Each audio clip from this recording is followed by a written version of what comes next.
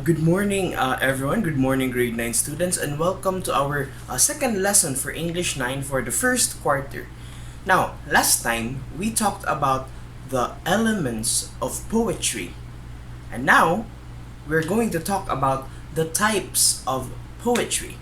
Now, before we go to our main lesson, let's go first our goals. What do we intend to learn today? Okay, so the first thing that you're going to learn today is number one, to appreciate the types of poetry. As you can see here, we need to appreciate the types of poetry because there are a lot of types of poetry, children. Daghan kayong types of poetry, but we are only going to talk about the most notable ones. Katulang mga importante or katong mga kasagaran na to na makita ng mga types of poems. And also, we are going to talk about our goal today is you're going to determine the type of the poetry given. So later on in our drills and our exercises and our quiz, you are going to determine the type of poem that is being given to you. Okay? Now, so let me tell you that there are two types of poetry. Natay duha ka types of poetry, and what the most common is what we have the lyric poetry, and we have the narrative poetry. So remember those two. We have the lyric and the narrative poetry. And then, ang kanising duha, these two are, they have kanang little branches or nasa mga sanga-sanga. And that is what we will be talking about today. Okay? Now, let's go first to lyric poetry. Sir Kevin, what is lyric poetry? Okay? Now, lyric poetry or lyric poem expresses the author's mood, feelings, and reflection in musical language. Okay? So, ang lyric poetry talks about feelings, talks about emotions.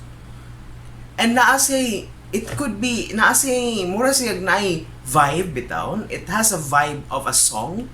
So, mura siyag kanta from the word lyric, lyre, L-Y-R-E, and lyre is a musical instrument.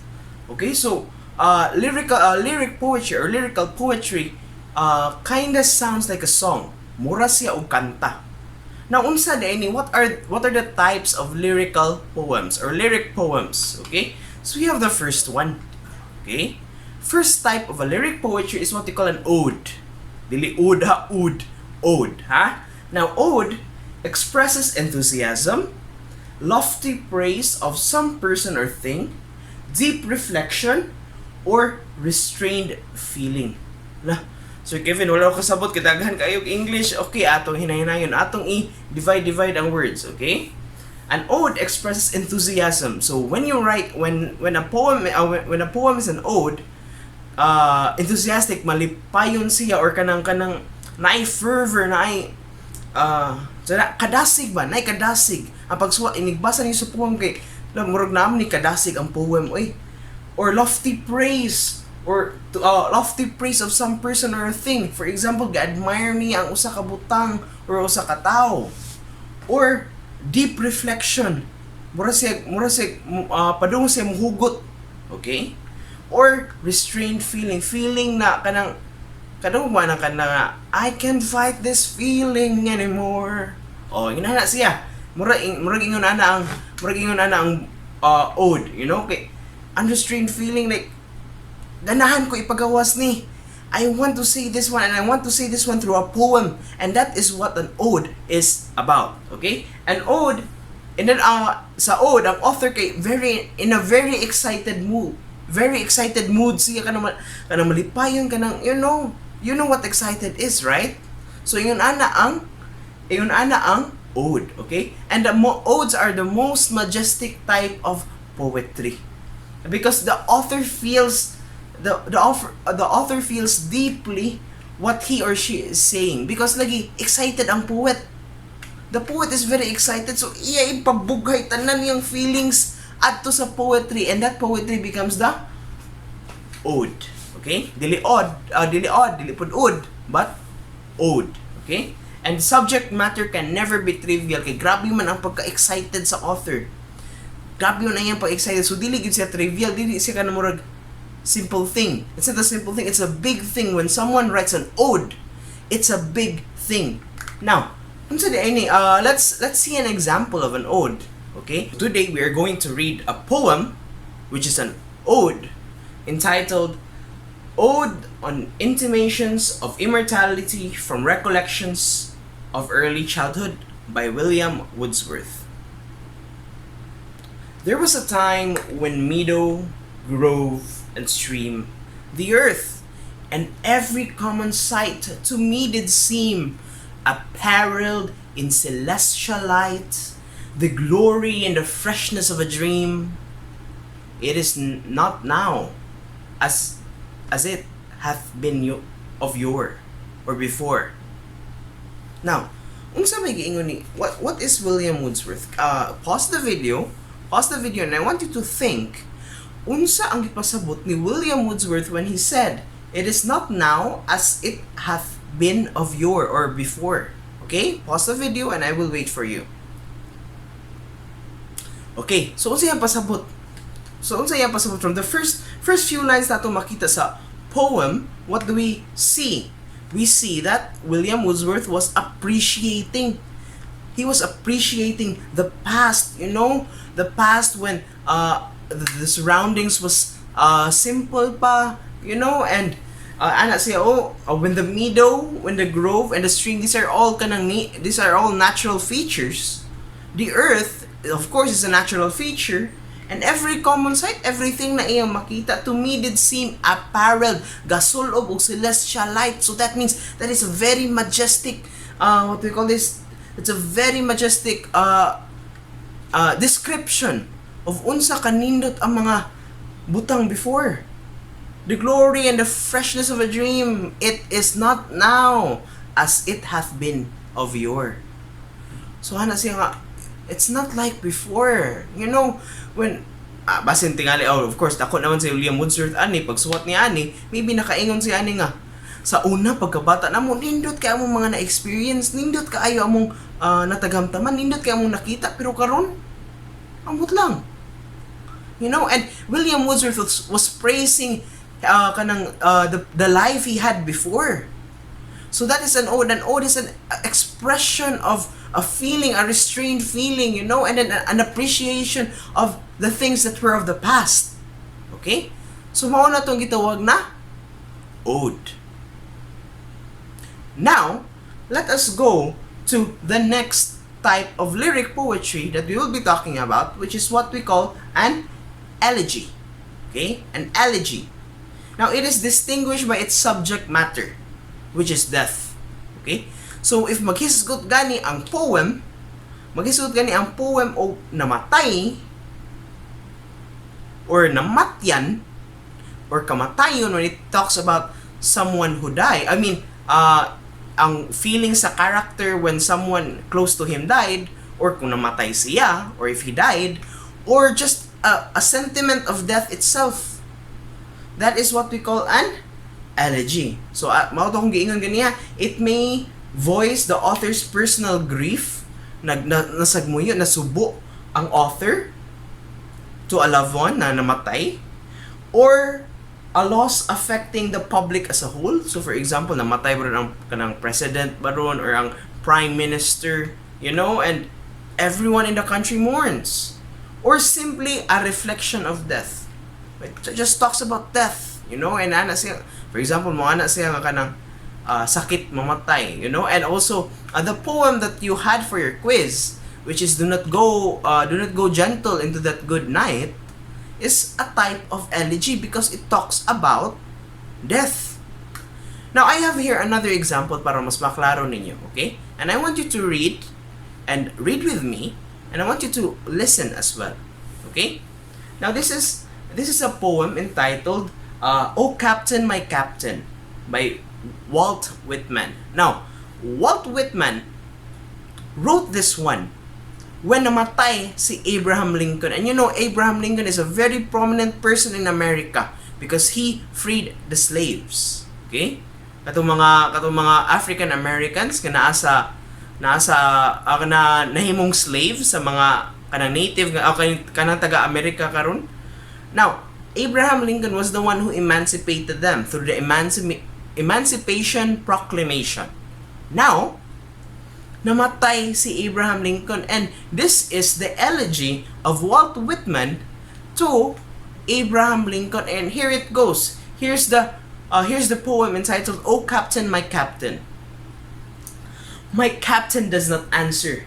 His lips are pale and still. My father does not feel my arm. He has no pulse nor will. The ship is anchored safe and sound, its voyage closed and done. From fearful trip, the victor ship comes in with object won. Exult, O shores, and ring, O bells. But I, with mournful dread, walk the deck. My captain lies, fallen, cold, and dead. So that is an example of elegy, because ana si Walt Whitman na iyang describes si Abraham Lincoln as a captain, because of course Abraham Lincoln was a president of the United States of America when the emancipation happened. And when you lost a president is like a captain. Like, for example, President Duterte is the captain of our country right now. Okay? So, if mamatay ang president, so gamorn. Everyone was mourning, and Walt Whitman was one of those persons who was mourning or nasagmuyo, nasubo sa kamatayon. And that is why he made this poem. Okay? So, yun na ang elegy. Remember, elegy, when you talk about death or namatyan ka and you want to put your feelings, mao na siya ang elegy. Okay? Next, we go to our next type of poetry, a lyric poetry or lyrical poetry, which is what we call a sonnet. Familiar, di ba, ang sonnet? Are you familiar with sonnets? Okay, sige, don't worry, let's talk about that now. Sonnet is a lyric poetry that can be distinguished by its form. Ngano day unsay naa siyang form? Because it always consists of 14 iambic pentameter lines. Ala, Sir Kevin, ato man na na-discuss ang iambic pentameter. Yes, ato na na-discuss ang iambic pentameter. Now, unsa ganito ang iambic. So, I am trochee. So, from weak to strong. Diba? And then pentameter, that means there are four feet in each line. So mao na siya when you combine iamb and pentameter, nahimo siyang iambic pentameter. Okay, now here's an example of a sonnet, and I think this is a very common sonnet for you. And you know, if you have someone that you like, you can use this poem, you can give this poem, because this is a very good poem for kanang kuan, to describe someone you love. Okay? Now let's go to our sonnet. For a while, gamay kayo akong kuan. Gamay kayo akong font. Okay, so let me read it. Okay, it's 14 lines, so it's kinda long. Okay? Sige. So here's sonnet number 18. And when ang mga sonnets, children, it's actually, they don't have titles. So kung unsay first line sa sonnet, that becomes the title of the sonnet. Okay, so here comes sonnet 18, and the title of the sonnet is, "Shall I compare thee to a summer's day?" So here it goes. "Shall I compare thee to a summer's day? Thou art more lovely and more temperate. Rough winds do shake the darling buds of May. The summer's lease hath all too short a date. Sometime too hot the eye of heaven shines, and often is his gold complexion dimmed. And every fair from fair sometimes declines, by chance or nature's changing course untrimmed. But thy eternal summer shall not fade, nor lose possession of that fair thou owest, nor shall death brag thou wanderest in his shade. When in eternal lines to time thou growest, so long as man can breathe or eyes can see, so long lives this, and this gives life of thee." Okay? So it talks about, let me put it down first. Okay, so it talks about the poetry talks about what do you call this? Comparing someone to a summer's day. No, ana siya nga, if I compare you to a summer's day, nga you're more nga mas lovely man ka and mas temperate, you know? And yung nani pag-describe ni William Shakespeare ang kaniyang gihimuan sa poem. Okay? So that is very easy lagi ang sonnet. A sonnet, remember, a sonnet is composed of 14 lines, and those 14 lines are unsa to? Okay, good. Now, those lines are iambic pentameter. And we have our simple lyric. Now, for those poems nga dili masud atong tulo na atong gidiscuss, we put them in simple lyric. Okay? Now, simple lyric is the category of all lyrical poems that do not properly belong under any of the other types of lyrics. Okay? Sige. Now, let's go to our narrative poem. Okay? So, we're done with the lyric poem. Now, we go to the narrative poem. A narrative poem, from the word narrate, diba? When you narrate something, unsa may naa? You narrate a story. Okay, very good. So, a narrative poem, it tells a story of love, adventure, or romance. Okay, remember that? Narrative poem tells a story of love, adventure, of romance. The key word here is story. So, in a narrative poem, it tells a story. Naa say flow ang katong lyrical poems kay it's all about appreciation raman of someone or something. It's all about feelings. Now, in a narrative poem, there is a story to be told. Na istorya nga isulti, na isaysay. And one way to say a story, not just prose or not just kind of short story, but also through poems. And we're going to learn about three types of narrative poems. And the first one is a very kanang I think you have gone through this in your kanang grade 7 or grade 8 is what we call the epic. Okay, familiar? The epic, epiko sa Tagalog. Now, an epic is a long narrative poem about the exploits of heroic figures. Okay? So, sa ato ang Filipino, we have this Biag ni Lamang, di ba? And Biag ni Lamang was a Ilocano hero. And then gisaysay sa Biag ni Lamang ang iyang mga adventures. Iyang mga adventures as a hero. And that is what an epic is about. Okay? An epic is about telling the story of the adventures of heroic figures. Okay? Now, let's go to our next type of narrative poem, which is what we call the ballad. Mas common siya sa ballad. Diba? When yung ballad, ramong mukanta. Okay. See, so mauni siya. This is our definition of ballad. A ballad is a relatively short narrative poem with a simple dramatic action. Now, diba? Masayon siya. Kung ang epic, I forgot to tell you, but epics kanang usually are long. Maabtan siya o kanang mura siya libro katas Okay? Now, when it comes to ballad is a relatively short, mubo ra siya nga narrative poem and then simple ra gid nga action. Gamay lang, dili kayo daghan, dili complicated ang plot sa poem. And ballads tell of love, tell of death, the supernatural, or a combination of these. Okay? So always remember, ballads are short narrative poems. And I have here an example coming from probably one of my most favorite poems. Okay? And you will know why. You will know why later on.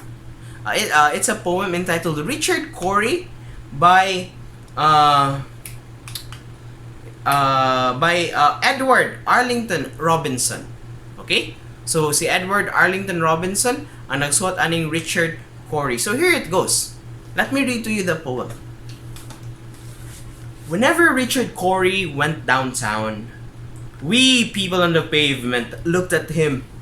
He was a gentleman from soul to crown, clean favored and imperially slim. And he was always quietly arrayed, and he was always human when he talked. But still, he fluttered pulses when he said, "Good morning," and he glittered when he walked. And he was rich, yes, richer than a king, and admirably schooled in every grace. In fine, we thought he was everything, to make us wish that we were in his place. So on we worked, and waited for the night, and went without the meat, and cursed the bread. And Richard Cory, one calm summer night, went home and put a bullet through his head.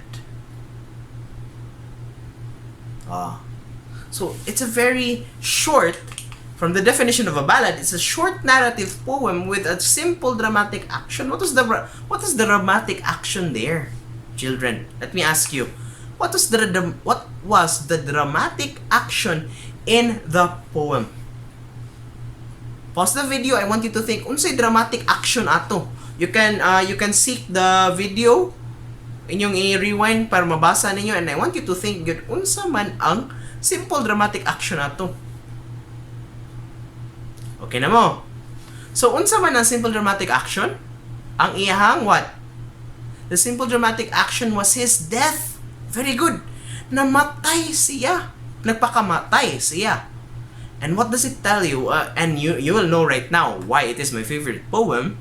Because, nga naman, because it tells you, it tells the readers, it tells us, that riches, atong kadato, will not even give us happiness, will not give us fulfillment. Bisag unsa pa ta kadato, bisag unsa pa ta kanindot o kanang pamatasan, you know, bisag unsa pa ta ka unsa na kaplastada, kagwapo, kagwapa. Ayo gisuyaan gud siya sa mga villagers gud. All the villagers wanted to follow or to replace Richard Cory because again, he was rich, he was handsome, he was everything. But at the end of the day, one calm summer night, went home and put a bullet through his head. Diba? It's a very nice poem if you going to read it again and again. Okay, so that is the ballad. Okay, short, a narrative poem that is a simple dramatic action.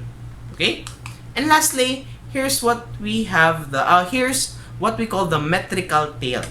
Okay, metrical tale relates to real or imaginary events in simple, straightforward language from a wide variety of subjects, characters, life experiences, and emotional situations. Okay, so it deals with any emotion or phase of life, and its story is told in a simple, straightforward, and realistic manner. The characters are ordinary people concerned with ordinary events. So dili siya pareha.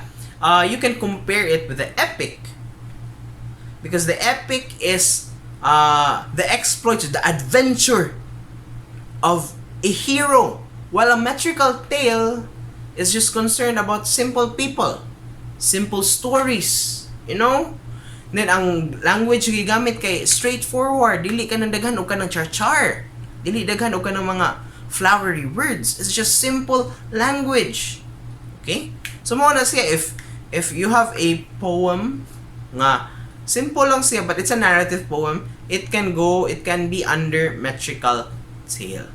Okay? So I hope you've learned today. Now, before we end, let's review our lesson for today. So remember, poetry has two types. Okay, poetry has two types. We have the lyric poetry and we have the narrative poetry. And lyric poetry is composed of, sa atong discussion, is four. Okay, so we have the ode, we have the elegy, we have the sonnet, and we have the simple lyric. And for the narrative poetry, we have three. We have the epic, we have the ballad, and we have the metrical tale. Okay?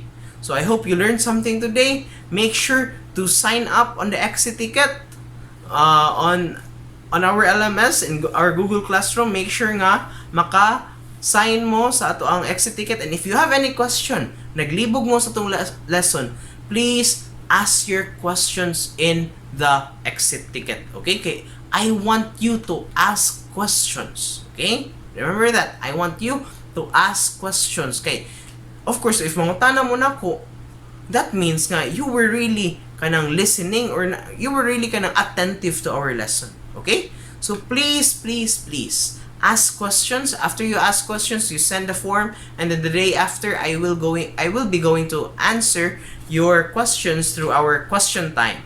Okay? But the question time will just be a kanang what we call this, a post in the Google Classroom. So ang inyong questions ako rang kwaon, then ako rang tubagon. Okay? So, thank you everyone for listening, and I hope you will have a good day. Thank you and goodbye.